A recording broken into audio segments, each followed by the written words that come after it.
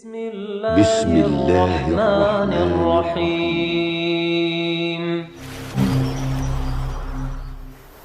Ikhwani fiddin rahimani rahimakumullah jami'an.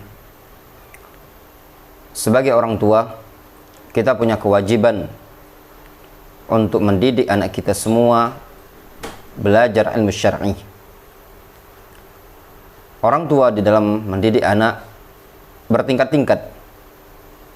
Ada yang memiliki kemampuan untuk mengajarinya, langsung dia berperan di dalam mendidik anak tersebut. Namun di sana ada orang-orang yang tidak mampu untuk mendidik anaknya dengan ilmu.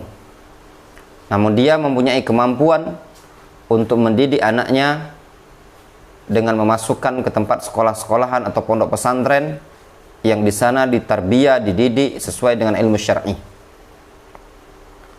Bagi mereka-mereka yang Allah SWT berikan keluasan harta, sangatlah mudah bagi dia untuk memasukkan anaknya ke dalam sekolah atau pondok pesantren. Namun terkadang di sana ada orang-orang juga yang Allah SWT belum berikan kemudahan kepadanya dari sisi harta, atau mungkin tersendat-sendat. Namun perlu diketahui ya ayyuhal ikhwah, kalau seandainya seorang muslim, seorang bapak punya tekad yang bulat untuk mendidik anaknya, menyekolahkan anaknya secara khusus di pondok pesantren, di tempat yang di sana diajarkan ilmu syar'i, maka insyaallah ta'ala Allah subhanahu wa ta'ala akan berikan kemudahan kepada dia di dalam mencari rezeki, di dalam membiayai anaknya tersebut. Begitu juga seorang talib, seorang pemuda, seorang syabab yang dia ingin menuntut ilmu dalam keadaan dia tidak mempunyai bekal atau uang. Namun kalau seandainya niat yang tulus dan ikhlas dalam menuntut ilmu tersebut, maka insyaallah Allah Subhanahu wa taala akan berikan kemudahan kepada dia dari arah dan jalan yang tidak dia sangka-sangka sebelumnya. Sebagaimana yang disebutkan oleh para ulama bahwasannya menuntut ilmu dan membiayai para penuntut ilmu dari kalangan adik-adik kita, anak-anak kita, atau keponakan kita, bahkan mungkin teman kita, merupakan sebab mendapatkan rezeki, sebab kelapangan rezeki bagi kita semua. Hal yang demikian itu diambil oleh para ulama berdasarkan hadis dari Nabi sallallahu alaihi wasallam yang diriwayatkan oleh Imam At-Tirmidzi dalam sunannya dari sahabat Anas bin Malik radhiyallahu anhu. Beliau berkata, "Kana akhwani ala ahadin Nabi sallallahu alaihi wasallam. Fa kana ahaduhuma ya'ti an-nabiy sallallahu alaihi wasallam wal akhar yahtarif. Fashaka al-muhtarif akhahu ila an-nabiy sallallahu alaihi wasallam faqala la'allaka turazzaqu bihi." Kata Anas bin Malik radhiyallahu anhu, "Kana akhwani ala ahdin Nabi sallallahu alaihi wasallam." Dulu ada dua saudara di zaman Rasulullah sallallahu alaihi wasallam. Fakana ahaduhuma ya'ti ila Nabi sallallahu alaihi wasallam. Salah seorang dari keduanya tadi ada yang mendatangi Nabi sallallahu alaihi wasallam belajar fokus mengambil ilmu dari Nabi sallallahu alaihi wasallam. Wal akhar yahtarif, sedangkan yang satunya tadi sibuk bekerja, berusaha. Yahtarif mana yaktasib. Namun seseorang yang bekerja ini tadi melihat saudaranya fokus belajar, fokus menuntut ilmu syar'i di hadapan Nabi sallallahu alaihi wasallam, dia pun mengeluhkan saudaranya tersebut kepada Nabi sallallahu alaihi wasallam. Fasyaka al-muhtarif akhahu ila Nabi sallallahu alaihi wasallam. Lalu al-muhtarif ini tadi mengeluhkan saudaranya yang belajar tadi kepada Nabi sallallahu alaihi wasallam. Kalau gambaran kita di zaman sekarang, ada si A dan si B saudara kandung. Si A fokus belajar, sedangkan si B itu berjualan atau bekerja. Akhirnya si B ini tadi mengeluhkan kondisi si A yang cuman kerjaannya fokus belajar saja terus. Masuk pondok pesantren, selesai pondok ini belajar lagi terus. Namun bagaimana jawaban Nabi sallallahu alaihi wasallam?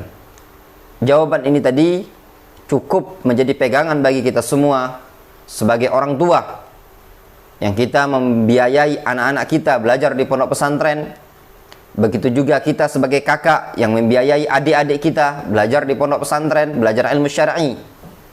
Rasul alaihi salatu wasallam menjawab dari keluhan orang tersebut, kata Rasul, la'allaka turzaqu bihi. Mudah-mudahan, semoga barangkali engkau diberi rezeki dengan sebab dia tadi, dengan sebab saudaramu yang fokus belajar tadi.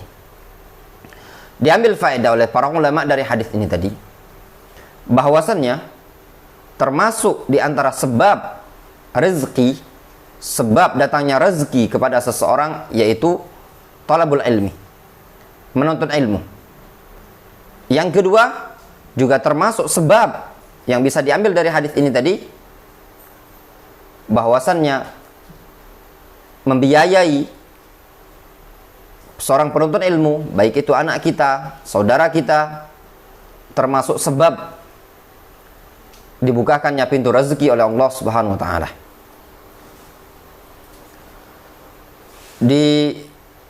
Dikatakan faedah oleh Syekh Dr. Abdul Malik Al-Qasim di dalam syarah Riyadhus Shalihin, beliau menyatakan, wa fil hadis, pada hadis ini terdapat faedah at-targhib fi musa'adati ahli ilmi wa tullabihi. Terdapat anjuran untuk membantu ahlul ilmi, orang-orang yang mempunyai ilmu, wa tullabihi, dan terdapat anjuran untuk membantu para penuntut ilmu. Wa annal abda qad yurzaq bi ghairihi, bahwasanya seorang hamba terkadang diberi rezeki dengan sebab orang lain. Kita ini tadi bisa jadi kita mendapatkan rezeki yang lapang, rezeki yang banyak ini tadi dengan sebab orang lain yang kita tanggung tadi. Entah itu anak kita yang kita tanggung belajar di pondok pesantren, atau adik kita, atau keponakan kita. Wa anna talibal ilmi ala khairin walau kana faqiran. Dikarenakan apa? Dikarenakan bahwasannya seorang talibul ilmi sungguh dia berada di atas kebaikan walau kana faqiran, meskipun dia seorang yang fakir. Ilmu sesuatu yang istimewa. Seseorang di zaman sekarang ini, ayyuhal ikhwah, kalau seandainya kita menjumpai anak kita, keponakan kita, adik kita mau belajar menuntut ilmu syar'i, itu sudah hal yang istimewa, luar biasa. Termasuk kalau mau dikatakan termasuk karomah, keistiqomahan seseorang bisa menuntut ilmu syar'i. Di tengah-tengah banyaknya para pemuda, para syabab yang mereka sibuk mempelajari ilmu dunia, namun terkadang kita mempunyai anak, mempunyai keponakan, mempunyai adik yang rela melepas masa muda mereka dari ilmu sains, ilmu dunia, dia fokus memegang Al-Quranul Karim, menghafalkan hadis, belajar ilmu syar'i. Itu luar biasa. Maka hendaknya kita mendukung mereka, membantu mereka untuk membiayai mereka dalam melanjutkan talabul ilmi tersebut. Kemudian kata Syekh Dr. Abdul Malik Al-Qasim hafizahullah ta'ala, beliau mengatakan, wa anna man anfaqa ala talibil ilmi fahuwa ala khairin walau kana laisa ladaihi ilmun. Bahwasannya seseorang yang memberikan infak, memberikan nafkah kepada penuntut ilmu, sungguh dia berada di atas kebaikan walaupun dia bukan orang yang berilmu, meskipun dia tidak punya ilmu. Namun kalau dia memberikan bantuan terhadap orang yang menuntut ilmu tersebut, maka orang tersebut mendapatkan pahala juga dalam menuntut ilmu.